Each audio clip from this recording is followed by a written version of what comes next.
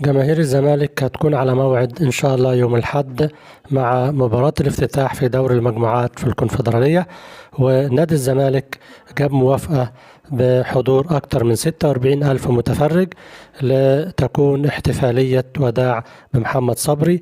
اللعيبة في الإحماء هينزلوا بفانيلات مكتوب عليها وداعا محمد صبري، وصورته هتكون في الشاشات، وهيقفوا دقيقة حداد على روح المرحوم محمد صبري. واعتقد ان مش جماهير الزمالك بس اللي هتحضر، اعتقد ان جماهير من كل الانديه هتحضر، لان الكل بيحب محمد صبري لاخلاقه العاليه واللي عمره ما اساء لحد من اي نادي. وان شاء الله تكون افتتاحيه واحتفاليه وبالتوفيق للملكي.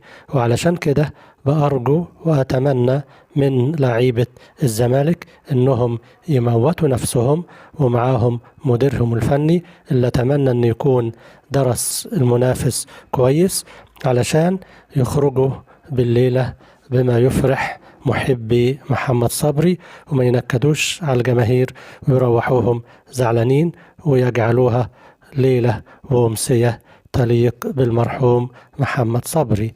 يا ريت اللي ما اشتركش في قناة العمرية سبورت يشترك، والسلام عليكم.